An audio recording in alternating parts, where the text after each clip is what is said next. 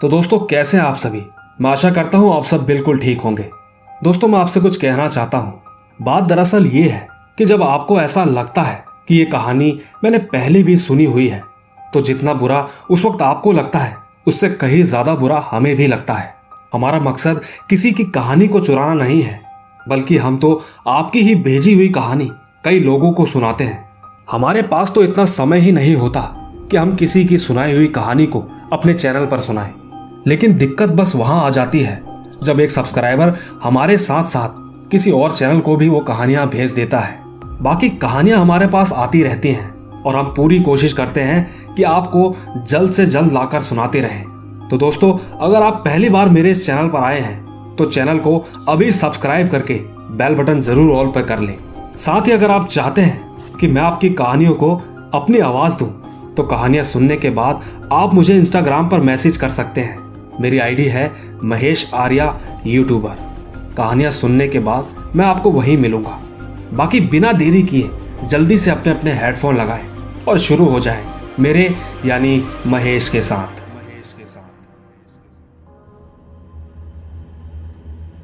दोस्तों, मेरा नाम परवेज मियां है। मैं नेपाल का रहने वाला हूं। ऐसा कई बार होता है, कई चीजें हमारे सामने चलती हैं लेकिन समझ में नहीं आती। ठीक इसी तरह आज जो किस्सा मैं आप सभी को सुनाने जा रहा हूं, वो किस्सा मेरे बुआ के लड़के के साथ घटा बिल्कुल सच्चा किस्सा है। दरअसल ये बात उन दिनों की है जब मेरी बुआ का लड़का अपने गांव से हमारे घर अपनी पढ़ाई पूरी करने के लिए आ रहा था। जब वो हमारे घर पहुंचा तो शुरुआत के दिनों में वो खोया खोया सा रहता था। वो अक्सर किसी से भी ज्यादा बात नहीं करता था। उससे जितना पूछो बस उतना ही जवाब दिया करता था। लेकिन वो ऐसा नहीं था, न जाने उसे क्या हो गया था। दिन बीतते गए, फिर 1-2 हफ्ते बाद वो काफी अजीब अजीब सी हरकतें करने लगा। वो कभी भी अचानक रात को उठकर कुछ अजीब सा बड़बड़ाया करता था। मुझे तो काफी ज्यादा डर लगने लगा था। इसीलिए मैंने ये सारी बातें अपने मामा जी को बताई। तो मामा जी ने भी कहा कि मैं उससे जरूर पूछूंगा कि आखिर बात क्या है। अगले दिन जब मामा जी ने उससे पूछा तो उसने कुछ भी नहीं बताया। वो उल्टा उन पर गुस्सा होने लगा। लेकिन इसके बाद भी कुछ दिनों तक ऐसा ही चलता रहा। एक दिन की बात है, मेरे मामा जी जब रात में बाथरूम जाने के लिए उठे, उस वक्त भी मेरी बुआ का लड़का कुछ बड़बड़ा रहा था और वो पागल जैसी हरकतें कर रहा था। उस वक्त तो मेरे मामा जी ने उसे चुपचाप डांट कर सुला दिया। लेकिन हमें यह नहीं पता था कि वो अगले दिन क्या करने वाले हैं। उन्होंने एक मौलवी जी को बुलाया। मौलवी जी ने आते ही उससे पूछा कि तुम कौन हो। तो उसके अंदर जो भी था उसने कहा कि मेरा नाम राहुल है, मुझे इसके अंदर किसी ने भेजा हुआ है। ये बात सुनकर मौलवी जी ने कहा कि वो कौन है। तो उसने कहा कि मुझे इसके अंदर किसी दूर के रिश्तेदार ने भेजा है। मौलवी जी ने उससे कहा कि तुम इस लड़के के शरीर को छोड़ दो। लेकिन उस आत्मा ने कहा मुझे एक बकरी चाहिए, मैं तभी इसे छोड़ूंगा। मौलवी जी ने भी हामी भरी और हमने भी ठीक वैसा ही किया। लेकिन इसके 1-2 दिन बाद शायद कोई दूसरी आत्मा उसके अंदर आ गई, पर इस बार तो वो पहले से भी ज्यादा हरकतें करने लगा। वो एक कमरे में बंद रहता और कुछ ना कुछ चीजें बनाते रहता। एक दिन तो उसने मेरा खराब लैपटॉप भी ठीक कर दिया। लैपटॉप ठीक देख जब मैंने उससे पूछा कि तुमने इसे कैसे ठीक किया, तो उसने कहा कि साइंस की शुरुआत हमसे ही तो हुई है। ये सुनकर तो मुझे बहुत ज्यादा डर लगने लगा था।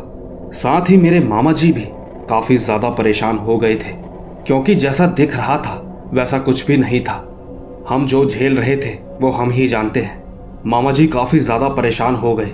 वो उसके पास गए और उससे कहने लगे कि इस लड़के को छोड़ दो, इसने तुम्हारा क्या बिगाड़ा है। पर सामने से कोई भी जवाब नहीं आया। तब जाकर मामा जी फिर दोबारा एक बड़े मौलवी जी को लेकर आए और उनको दिखाया। मौलवी जी से हुई बातचीत में लड़के ने कहा कि मुझे कोई हरा नहीं सकता, और कई बार तो वो हंस भी रहा था। ये सब चीजें जब चल ही रही थी तब हम सबने मौलवी जी की तरफ देखा। मौलवी जी ने मुट्ठी बंद करके कुछ मंत्र पढ़े और सीधा उसके मुंह की तरफ फूंक दिया। उनकी इतना करते ही वो अचानक से बेहोश हो गया। एक तरफ वो बेहोश था, लेकिन मेरे मामा जी ने कहा कि मैं कैसे मान लूं ये ठीक है।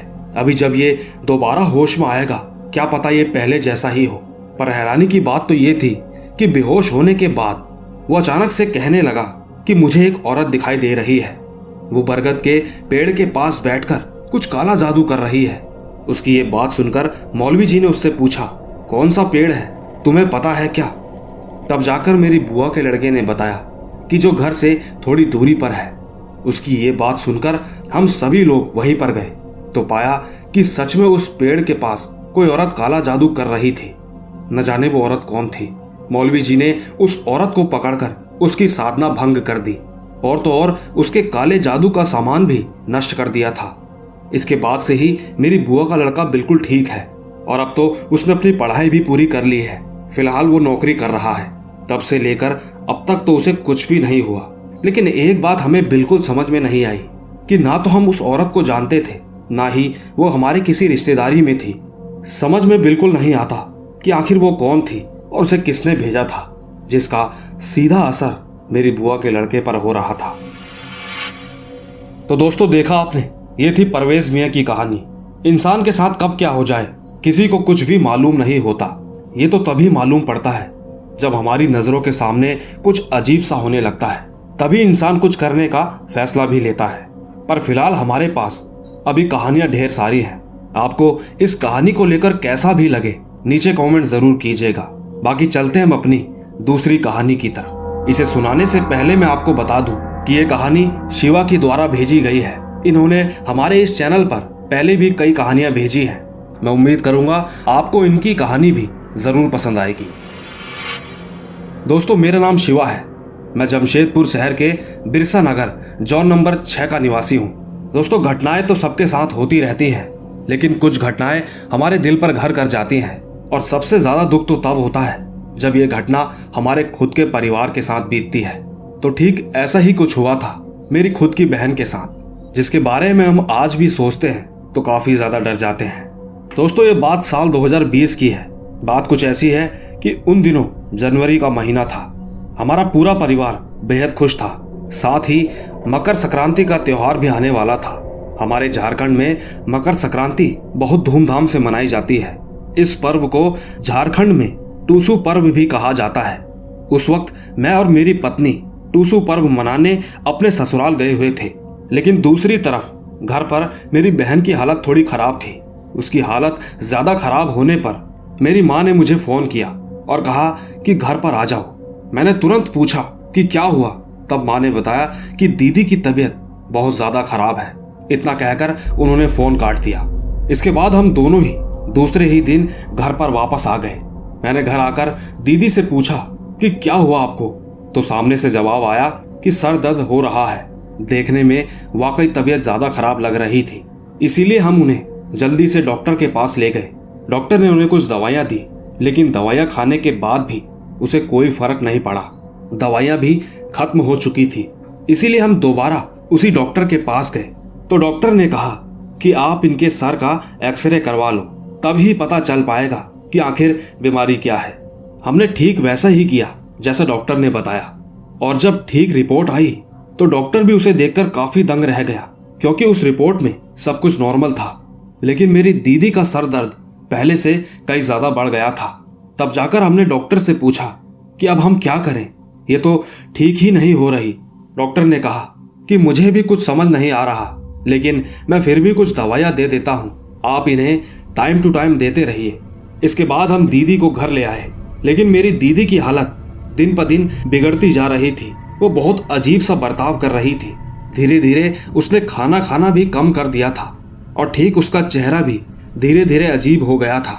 लेकिन अब जो हम देखने वाले थे वो तो कई ज्यादा खौफनाक था। एक दिन रात के समय अचानक से दीदी के हाथ और पैर दोनों इस तरह मुड़ गए। देखकर लगा कि न जाने ये क्या हो गया। ये सब देखने की हमारी तो हिम्मत भी नहीं हो रही थी, लेकिन थोड़ी ही देर में वो अचानक फिर से सीधी हो गई। किसी तरह 1 या 2 दिन ही बीते थे कि अचानक से मेरी दीदी ने लड़के की आवाज में बोला कि बस कुछ ही दिन बाकी है, तुम लोग इसे बचा नहीं पाओगे। उसने कहा कि अगले अमावस्या को इसकी आखिरी रात होगी।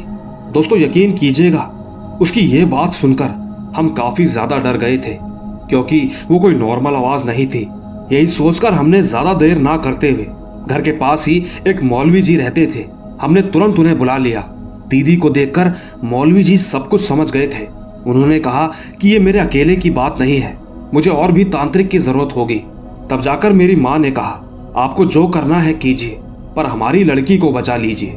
इसके बाद मौलवी जी अपने साथ 3 तांत्रिक को लेकर हमारे घर आए। उन्होंने मेरी माँ से कहा कि आपकी बेटी कितना भी चिल्लाए या कितना भी रोए, आप में से कोई भी उसके पास नहीं आएगा। आप सभी को बिल्कुल शांत रहना है। इसके बाद उन सब ने मिलकर एक बड़ा सा गोला बनाया और उस गोले के अंदर दीदी को बैठाकर पूछा कि तुम कौन हो। लेकिन वो कुछ बोल नहीं रही थी, पर मौलवी जी ने एक इमली की छड़ी निकाली और उसे मारने लगा। उस वक्त मेरी बहन छोड़ दो कह रही थी, लेकिन अचानक ही थोड़ी देर में बोल पड़ी कि क्या मौलवी तू थक गया। दूसरी तरफ मौलवी जी ने अपने सभी हथकंडे आजमा लिए थे, लेकिन कोई फर्क नहीं पड़ा। थोड़ी ही देर के बाद मौलवी जी ने हमें बताया कि मैं एक अघोरी को जानता हूँ जिसका नाम गोरखनाथ जी है। वो बाबा महाकाल के बहुत बड़े भक्त हैं। वैसे सच कहूँ तो हमारे पास भी ज्यादा टाइम नहीं था, तो मौलवी जी ने भी उन बाबा को जल्द ही हमारे घर बुलाया। वो बाबा 15 ही मिनट में हमारे घर पर आ गए। तब जाकर मौलवी जी ने उनसे कहा कि आप इस बच्ची को बचा लीजिए। वो बाबा देखने में काफी भयानक थे। बाबा ने उससे कहा कि इस लड़की को छोड़ दे। ये सुनकर मेरी बहन जोर से हंसने लगी। तब जाकर बाबा ने कहा, लगता है तुम ऐसे नहीं मानोगे। बाबा जी ने मेरी बहन को एक जोर का चांटा मारा। तब जाकर कहीं मेरी बहन ने सब कुछ बोलना शुरू किया। उसने बताया कि जहां ये पानी भरने जाया करती थी वहां मैं इसे रोज देखा करता था, लेकिन शादीशुदा होने के बावजूद भी ये सिंदूर या मंगलसूत्र नहीं पहनती थी और अक्सर बाल खुले रखती थी। मैं इसकी ओर आकर्षित हो चला था, इसीलिए मैंने इसे अपने वश में किया था और अब मैं इसे मारकर यहां से ले जाऊंगा। दोस्तों, उसकी पूरी बात सुनने के बाद बाबा जी ने कहा कि इतनी जल्दी भी क्या है। बातों ही बातों में बाबा ने अपने मंत्रों से सिद्ध की हुई रुद्राक्ष की माला निकाली और ठीक समय मिलते ही उन्होंने मेरी बहन के गले में डाल दी। उस माला के गले में पड़ते ही मेरी बहन को न जाने क्या हो गया। वो अजीब सी हरकतें करने लगी। ऐसा लगने लगा कि जैसे वो तड़प रही हो। थोड़ी देर तक ऐसा ही करने के बाद वो अचानक से जमीन पर गिर गई। हम सभी काफी ज्यादा डर गए थे। हमें लगा कि सब कुछ ठीक तो है। हम अपनी बहन की तरफ जाते कि बाबा ने हाथ का इशारा देकर हमें वहीं रुकने को कहा। उन्होंने बस धीरे से इतना ही कहा कि सब कुछ ठीक है। इसके बाद उन बाबा ने हमसे कहा कि आपकी बेटी को सिंदूर और मंगलसूत्र हमेशा पहनना चाहिए। अब आप माने या ना माने, इसमें बेहद ताकत होती है। दोस्तों, इन सब के बाद मेरी बहन धीरे धीरे बिल्कुल ठीक हो गई। उसे तो ये मालूम ही नहीं है कि उसके साथ हुआ क्या था, लेकिन हमने जो झेला वो सिर्फ हम ही जानते हैं। खैर, इसके पीछे मैं आपको अपनी पूरी बात नहीं बताना चाहता, क्योंकि कुछ चीजें हमारी निजी जिंदगी की होती हैं जिसे शेयर करना हमारे लिए ठीक नहीं। लेकिन हमारे साथ उन दिनों जो कुछ भी बीता वो सब कुछ आपके सामने है। आइए दोस्तों, चलते हैं शिवा की ही भेजी दूसरी कहानी की तरफ। आइए सुनते हैं। दोस्तों, ये बात तब की है जब एक दिन मैं अपने दोस्त रवि के घर गया हुआ था। उस वक्त उसके पिताजी भी घर पर ही थे। हम लोग तीनों बैठकर आपस में बातें कर रहे थे। बातों ही बातों में मैंने अंकल जी से पूछा कि आज आप टेम्पो लेकर नहीं गए। तो अंकल जी ने कहा कि नहीं बेटा, अब मैं टेम्पो लेकर रात के समय घर को नहीं आता हूँ। अब तो मैं बस शाम होने तक जितनी भी सवारी मिल जाए उतनी ही बहुत है। दोस्तों, मैं आप सभी को बता दूं कि रवि के पिताजी एक टेम्पो ड्राइवर हैं और मुझे ये सारा किस्सा उनके घर पे जाने के बाद ही पता चल पाया। उनकी बातें सुनने के बाद मैंने उनसे पूछा कि क्या हुआ अंकल जी, आखिर बात क्या है। फिर मेरे साथ साथ मेरा दोस्त भी जिद करने लगा कि आखिर ऐसा हुआ क्या था, हमें भी बताइए। तब जाकर उसके पिताजी ने कहा कि एक दिन मुझे अच्छी सवारी मिली जिसे छोड़ते हुए मुझे रात के करीबन 10:30 बज गए थे। तब जाकर मैंने सोचा कि अब घर चलना चाहिए, लेकिन मैं कुछ दूर आगे ही बढ़ा था कि मुझे एक आदमी ने रोक दिया कि मुझे सामने एक गोल चक्कर के पास छोड़ दो। मैं ठीक उसी तरफ जा रहा था तो मैंने कहा ठीक है, बैठ जाओ। मैं उस आदमी को लेकर उस गोल चक्कर तक पहुंच गया। उसने उतरकर मुझे पैसे दिए और चुपचाप चला गया। तो मैं ठीक उसी रास्ते से अपने घर की ओर आ रहा था। चलते चलते मेरी नजर अचानक एक लड़की पर पड़ी जो कि दुल्हन के कपड़ों में थी। उसने मुझे हाथ दिखाकर रोका और कहा कि आप मुझे 22 नंबर बंगले में छोड़ देंगे, लेकिन टेम्पो चलाते वक्त मैंने उससे ये भी कहा कि आप अकेली लड़की हैं, इसीलिए छोड़ रहा हूँ, नहीं तो मैं ऐसे किसी को नहीं छोड़ता। वैसे इतनी देर रात तुम्हें घर से बाहर नहीं रहना चाहिए। मेरी बात सुनकर उस लड़की ने बस इतना ही कहा कि ठीक है चलिए। एक तरफ मैं टेम्पो चलाता रहा, मन में सवाल हुआ कि एक बार जरूर पूछूं। तो मैंने उससे पूछा कि तुम इतनी रात यहाँ क्या कर रही थी। मैंने एक दो बार उसकी तरफ देखा, लेकिन सामने से कोई जवाब नहीं आया। फिर मैंने भी कुछ पूछना ठीक नहीं समझा, क्योंकि वो उसका निजी मामला होगा। बस यही सोचा कि वो उसकी अपनी बात है। इसके थोड़ी देर बाद ही 22 नंबर बंगला आ गया। मैंने टेम्पो साइड में रोका और कहा कि आपका घर आ गया। तो उस लड़की ने उतरते ही कहा, आप यहीं रुकिए, मैं पैसे लेकर आती हूँ। वो मेरे सामने से होती हुई उस बंगले के अंदर चली गई, पर काफी देर होने के बाद वो दोबारा नहीं आई। मैंने तकरीबन आधे घंटे तक उसका इंतजार किया। उस वक्त रात के 1 बज रहे थे। तब जाकर मैंने सोचा कि कल सुबह आऊंगा। यही सोचकर मैं वापस अपने घर चला गया। कहानी यही खत्म नहीं हुई। जब मैं अगले दिन सुबह वहां गया तो देखा कि उसका दरवाजा बंद था। मैंने कई बार घंटी बजाई और काफी देर बाद एक औरत बाहर आई। उसे देखकर लगा कि शायद उसकी माँ होगी। उसने मुझसे पूछा कि क्या हुआ। मैंने उनसे कहा कि आप अपनी बेटी को देर रात तक बाहर ही छोड़ देते हैं। वो कल रात मुझे मिली थी। उसने मुझे घर छोड़ने को कहा और मैंने उसे यहाँ पर छोड़ दिया। उसने कहा मैं पैसे लेकर आती हूँ, लेकिन अंदर जाने के बाद वो बाहर नहीं आई। बस मैं वही पैसे लेने आया था। उस औरत ने मेरी बात सुनकर मुझे ऊपर से नीचे तक देखा और उल्टा मुझसे ही सवाल किया कि कौन लड़की, यहाँ तो कोई लड़की नहीं आई। तब जाकर मैंने कहा मैं झूठ नहीं बोल रहा, न जाने उस औरत को क्या हुआ। उसने कहा कि तुम मेरे साथ अंदर आओ। वो मुझे एक कमरे में ले गई और दीवार पर एक फोटो दिखाई कि क्या यही थी वो। मैंने उस तस्वीर को देखा और कहा जी हाँ यही है। लेकिन इसके बाद जो उन्होंने कहा, मेरी तो हालत ही खराब हो गई। उन्होंने कहा कि इसे मरे 5 साल बीत गए हैं। मैंने बस इतना सुना ही था कि मैं टेम्पो लेकर वहां से भाग गया। मैंने कुछ भी सुनना या समझना जरूरी नहीं समझा। बस इसी के बाद से मैं दोबारा कभी भी रात का ऑर्डर नहीं लेता हूँ। अब क्या सच था क्या झूठ ये तो मुझे नहीं पता, लेकिन उसकी ये बात ने मुझे अंदर तक डरा कर रख दिया। तो दोस्तों देखा आपने, ये थी शिवा की भेजी 2 कहानियां। उन्होंने कहानी भेजने के बाद हमसे ये कहा है कि ये कहानी अगर किसी को सच्ची नहीं लग रही तो इसमें वो कुछ नहीं कर सकता, पर उनका मानना है कि ये बिल्कुल सच्ची कहानी है। लेकिन हम दोस्तों इसी के साथ आगे बढ़ते हैं और चलते हैं अपनी चौथी कहानी की तरफ। आइए सुनते हैं। दोस्तों मैं अपना नाम नहीं बताना चाहता। वैसे मैं नेपाल का रहने वाला हूं और हमारा आज का ये वाकया मेरे साथ ही घटा है। ये बात 2019 मई की है।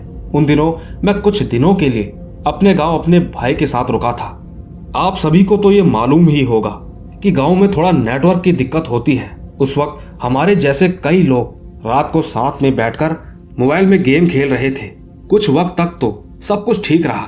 फिर एक दिन हमें रात के 12 बज गए थे। हम जहां रह रहे थे उसके सामने एक बड़ा सा पेड़ था। तो यूं ही हमारी नजर उस पेड़ पर पड़ी। देखने में ऐसा लगा कि शायद उसमें कोई बैठा हुआ था। हमने सोचा कि कोई होगा जो रात को आम तोड़ने पेड़ पर चढ़ा होगा, लेकिन यही सब हम रोज देखने लगे। तब मैंने कहा कि आखिर ये कौन है। मैं उस पेड़ के पास गया और मैंने पूछा कि तुम कौन हो और यहाँ पर रोज क्या करते हो। इतना कहकर ये बात मैं अपने दोस्तों को बताने आया और जब मैंने वापस उस तरफ देखा तो वहां पर कोई भी नहीं था। थोड़ी देर गेम खेलने के बाद हम लोग यूं ही चक्कर मारकर उसी रास्ते से वापस लौट रहे थे तो अचानक मुझे फिर से वो दिखाई दी। मैंने उससे फिर पूछा कि तुम कौन हो। मेरे इतना पूछते ही वो अचानक कहीं गायब हो गई। मुझे हल्का हल्का याद है उसका चेहरा दिखाई तो नहीं दे रहा था, लेकिन इतना जरूर समझ आ रहा था कि वो काफी डरावना होगा। साथ ही हम इस बारे में किसी को बता नहीं पाए। ऐसे ही दिन बीतते रहे। एक दिन हमें किसी पार्टी में जाना था तो हम सुबह ही निकल गए थे और जब शाम को वापस आए तो वही साया हमें हमारे घर के पीछे दिखाई दिया। वो देखकर हम बहुत ज्यादा डर गए। हमने उस साये से छिपकर अपने दोस्त को फोन किया जो कि हमारे घर के बगल वाले घर में रहता था। उसे बुलाकर हम उसके साथ चले गए और ठीक उस दिन की बात भी हमने किसी को नहीं बताई और ना ही फिर कभी उस पेड़ के पास गए। तो दोस्तों ये थी एक छोटी सी कहानी। हालांकि इसके बारे में ज्यादा ना बोलते हुए चलते हैं अपनी 5वीं कहानी की तरफ। आइए सुनते हैं। दोस्तों, मेरा नाम रौनक सिंह है। मैं मुजफ्फरपुर बिहार का निवासी हूँ। साथ ही आज जो कहानी मैं आप सभी को सुनाने जा रहा हूँ वो मेरे साथ घटी एक सच्ची घटना है। दोस्तों, दरअसल मैं लॉकडाउन के समय अपने गांव में ही था। वहां पर मेरा एक दोस्त रोहित भी था। हम दोनों शाम के समय गांव के आसपास वाली जगह पर गए हुए थे। उस वक्त हम दोनों अपनी बाइक पर थे और रात भी होने वाली थी। हम थोड़ी दूर रास्ते में ही बीच में उतर गए। हमने सोचा कि इधर थोड़ी देर बैठते हैं। बाइक से उतरने के बाद मेरे दोस्त ने मुझसे कहा कि दोस्त सिगरेट जला ले। तो मैं सिगरेट जलाने लगा।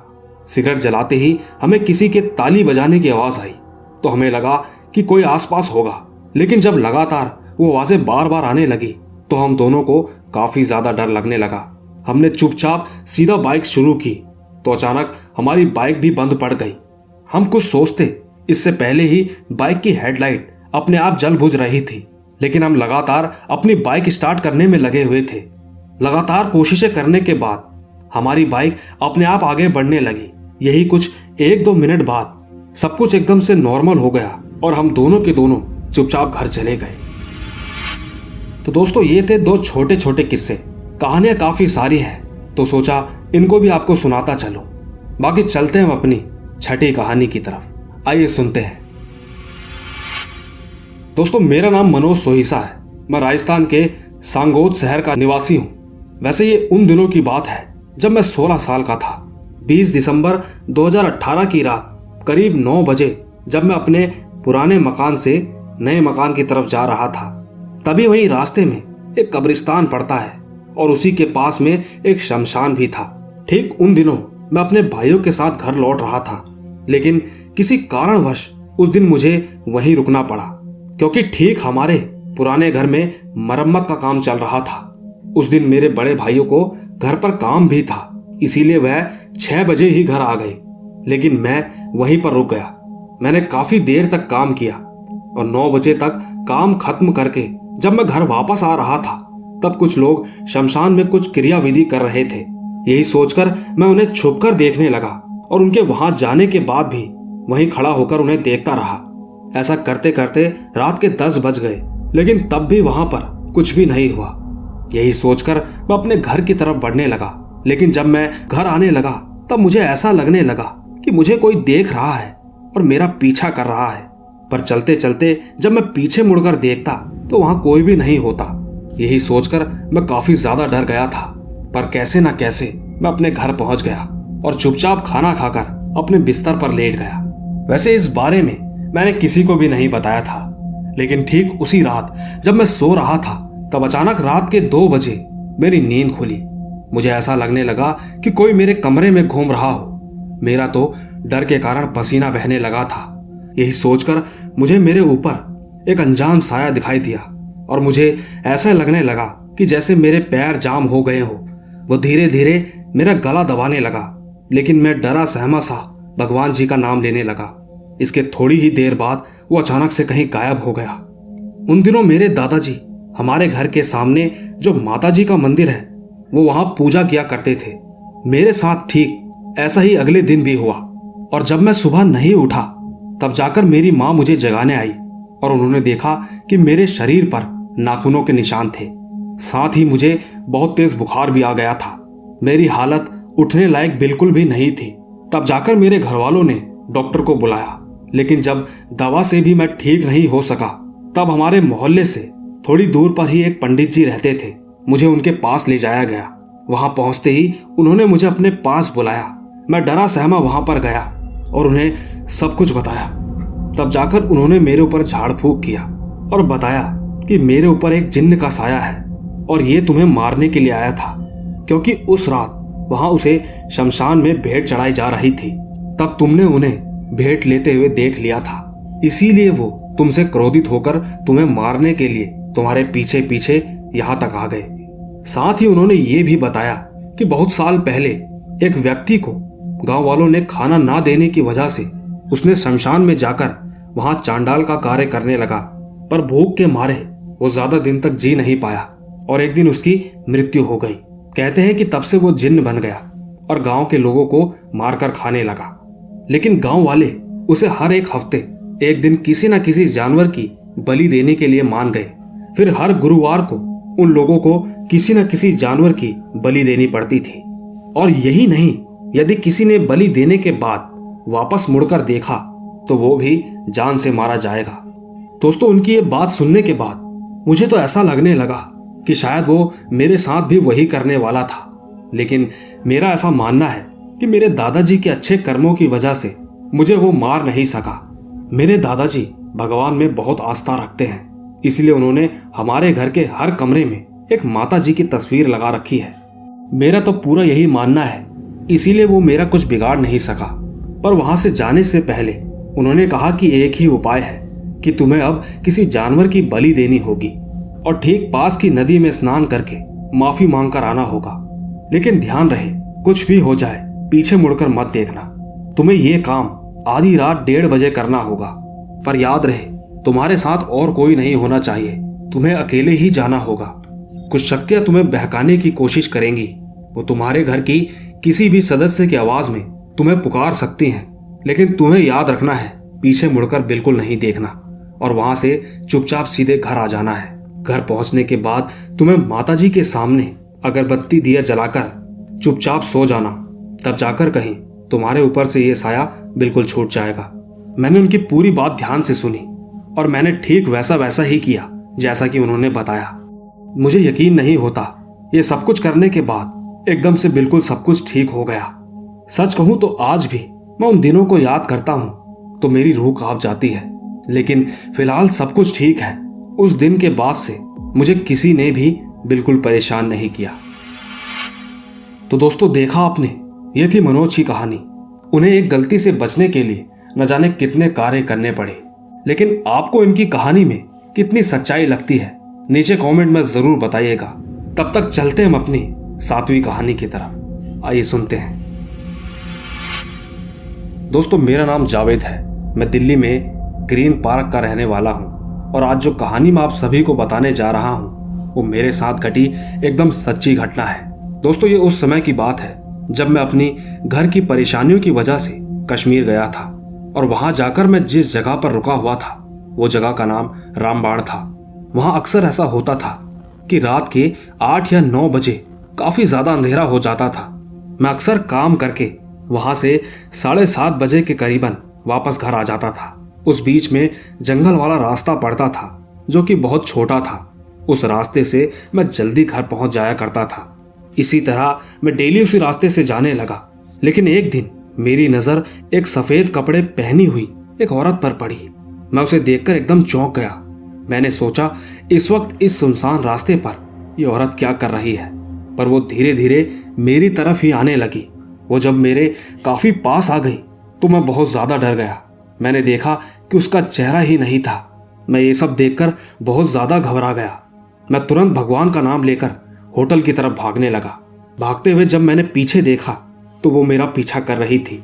लेकिन पीछा करते करते वो औरत अचानक कहीं गायब हो गई। उस रात तो मैं किसी तरह बच गया। लेकिन सच कहूं तो आज भी जब मैं उस रात के बारे में सोचता हूं तो काफी ज्यादा डर जाता हूं। कहीं ना कहीं वो उस रात का डर मेरे दिल में आज भी है। पर आपने मेरी कहानी तो सुन ली, लेकिन अब जो मैं आपको सुनाने जा रहा हूं वो मेरे एक दोस्त के साथ घटी हुई घटना है। ये उन दिनों की बात है जब हम दोनों एक साथ स्कूल में पढ़ा करते थे। मेरे दोस्त का नाम शोएब मलिक है। उस समय हम 9th क्लास में थे, पर मैंने तो बीच में ही अपनी पढ़ाई छोड़ दी थी।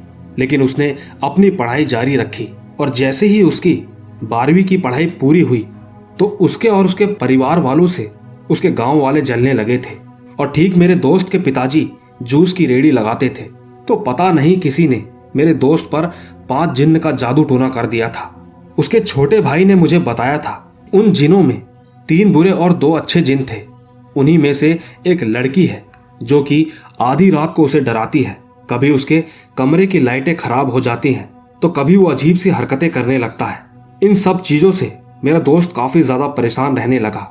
उसे अक्सर रात में सोते समय काफी ज्यादा डर लगता था। आप सब यकीन भी नहीं करेंगे कि उसे कई जगह दिखाया गया पर उसे कोई भी फायदा नहीं हुआ। इसी तरह एक बार की बात है, उसने अपने ही पिताजी पर हाथ उठा दिया था। तभी से उसके पिताजी उसके पास तक नहीं जाते। फिलहाल उसकी देखरेख उसके चाचा जी ही करते हैं। इसके बाद तो उसके आगे की पढ़ाई भी बर्बाद हो गई, क्योंकि एक बार वो जिन उसके साथ साथ उसके कॉलेज में भी आ गए।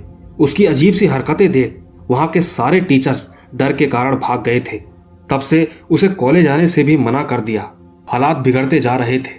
इसके बाद उसे एक और जगह लेकर गए।